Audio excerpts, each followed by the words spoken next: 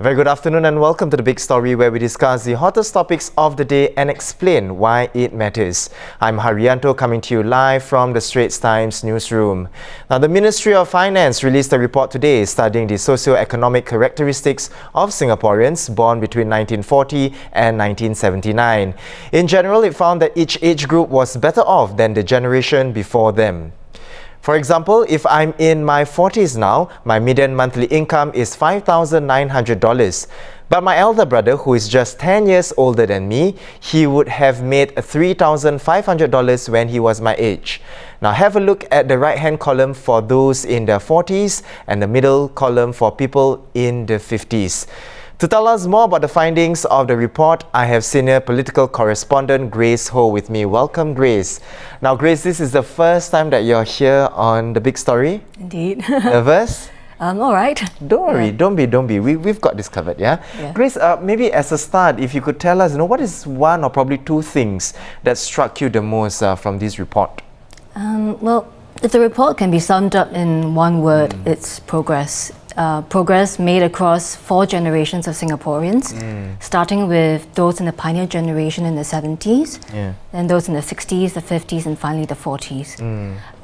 People who are now in the 40s fare better across all these measures, from higher levels of educational attainment to higher incomes, better salaries, higher levels of CPF savings, and they also live longer and healthier. Right. So, all in all, not a bad thing. Yeah, and there's something interesting that we found, especially with regard to owning property.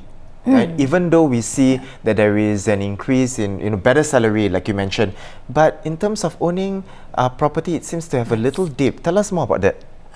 So Singaporeans in the 40s now have experienced, the proportion of them anyway, has fallen by about 5% compared to those in the 50s, in terms of those who own at least one residential property.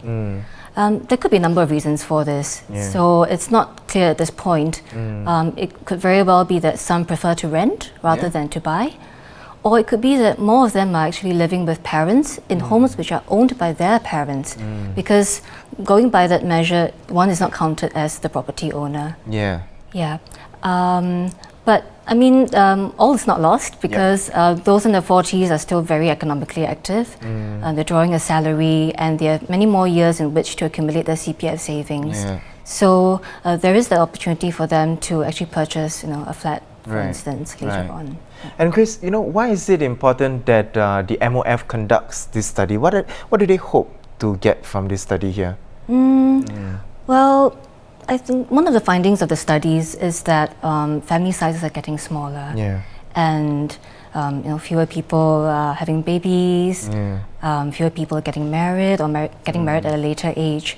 So what this means is that over time, the immediate support that you can get from your family could decline. And as a result, on the personal level, Singaporeans will have to be self-reliant, look out for their retirement plan, and make sure that they accumulate enough savings so that they can live their years well. But I think from a policy perspective, it's also about providing and continuing to provide that additional support to those, for instance, in the bottom 20% of income earners who may have issues with retirement adequacy. Also for the aged, because with longer life expectancies, there'll be a high proportion of older people. And they too will need additional care for chronic healthcare issues. So not to say that these are measures which have not been undertaken already, but I think one of the points which the report acknowledges is that these are policies which need to adapt with time and evolve as more info on how these generational changes occur across the different cohorts. Okay. Thanks, Grace, for coming on to the show. That was not too bad, right? Wasn't as nerve-wracking. Fantastic. Yeah, of course. Once again, thank you so much, for coming on to the show to tell us a bit more about the findings from the MOF report. Now, to read more and get more details on the findings of the MOF report, you can visit our website at www.straitstimes.com. Once again, Grace, thank you so much for coming on.